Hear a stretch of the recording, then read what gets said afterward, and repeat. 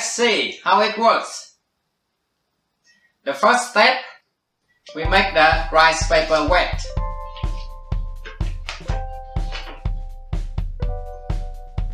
And the second step, we place it onto the mat.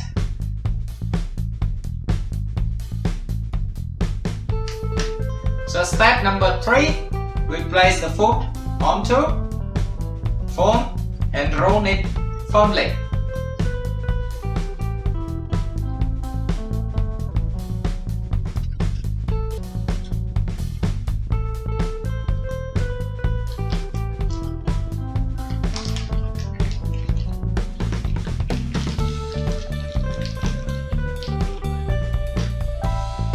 It's easy peasy lemon squeezy.